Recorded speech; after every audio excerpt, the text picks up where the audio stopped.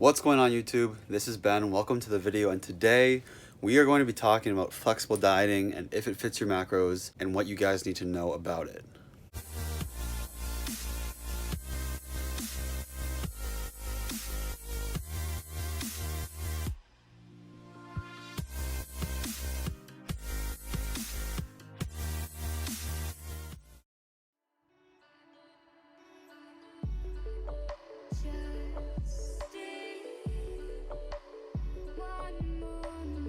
Oh, it looks so good.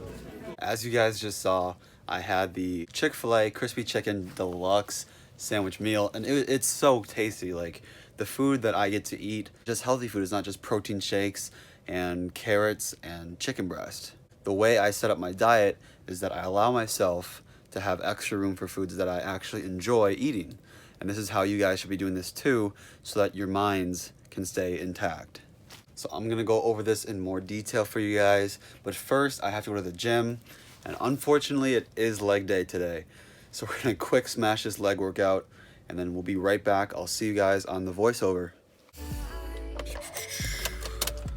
All right, so we're starting off this leg workout with squats. Always be sure to warm up and get your muscles and joints lubricated before you go into the heavy sets. So I'm doing 225 here for 6 reps, barely getting that last 6th rep. But I recently have just started doing squats again because I lost a lot of that strength when I injured my lower back. For some reason, I can take the leg press a lot better than my back can handle squats, but I'm trying to work up back to a stronger squat. I'm just going to be showing one set of each exercise that I do, so it keeps it fast paced. With the hamstring curls, these are definitely essential to build some definition and some mass. Although squats being your main mass builder, these curls are going to give me some extra activation in my hamstrings. In between each set that I do with squats, hamstring curls, and leg extensions, I'm making sure to throw in a calf exercise. So doing standing and seated calf raises, also doing them lying on the leg press machine. So the reason why I didn't record these it's kind of boring to watch calf exercises, so I just decided to give you guys the meat and potatoes of my workout. This last exercise is just to really burn out my legs, and mostly it's just for fun, messing around a little bit. And as you guys can see at the end of this exercise, it's very difficult for me to walk simply because I've worked my legs so hard.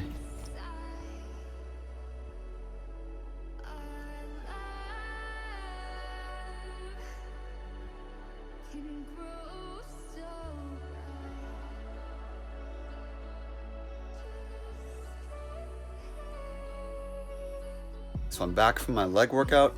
It went really well, feeling the burn really badly. And so now we're here and we're gonna educate you guys on what is flexible dieting. Flexible dieting, or if it fits your macros, these two terms are commonly mistaken to be the same thing.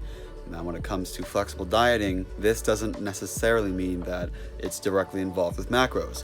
And obviously, if it fits your macros, you're gonna be tracking your macronutrient intakes along with your caloric intakes, whereas flexible dieting mainly focuses just on the caloric piece of the puzzle. This is my preference when it comes to dieting and trying to get lean or trying to get big. Now, for many people, tracking macros seems to work pretty well for them. And that's great, that's totally fine. It's not the best thing for me, because a lot of times when it comes to macros and being macro focused, especially on apps that can track your food and your calorie intake, it requires a premium membership.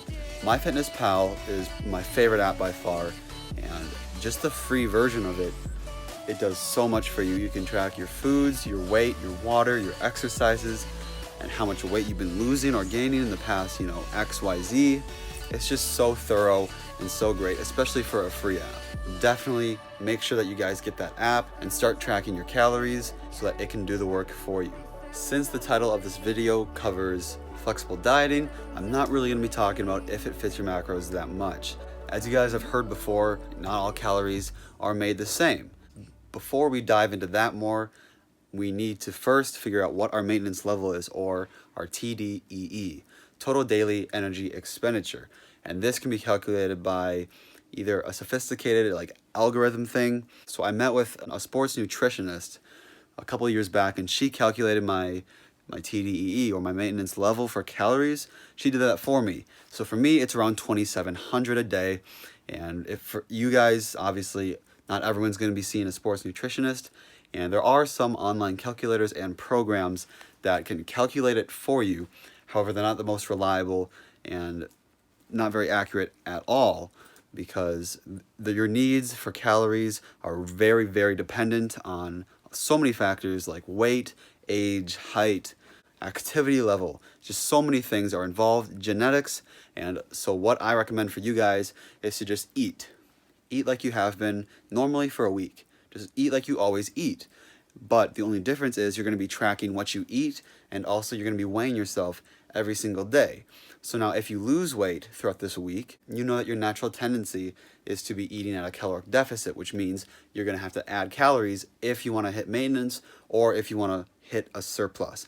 If you're just staying at a steady weight throughout the week, this is what you can assume to be your caloric maintenance. And same for if you're gaining weight, this is obviously what your surplus is going to kind of look like. Once you find out your calorie goals and what it takes to either increase or decrease your weight, then you're going to manipulate your maintenance level in order to reach whatever goal you're searching for.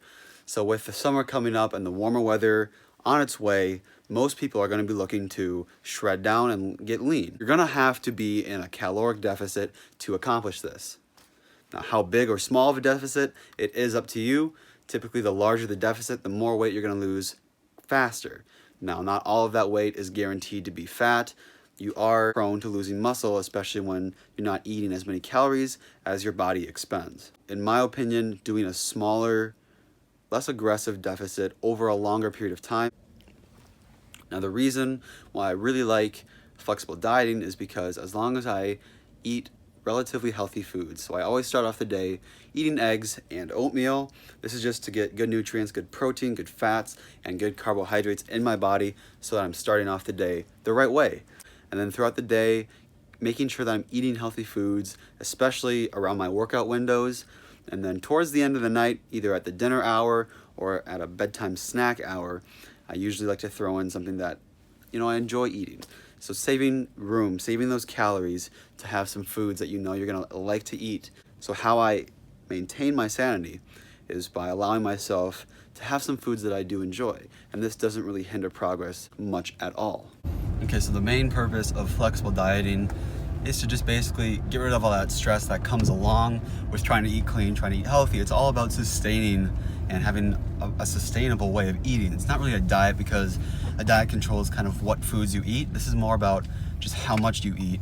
And it actually turns out that how much you eat is more important to your body and your overall health than what you really eat, as long as it fits in with those relative macros. So tracking calories is going to be absolutely essential, and also to just make it a little less confusing than doing all of your macros at once, I would recommend to track your protein as well, typically staying between 0.8 and 1 gram of protein per pound of body weight that you carry.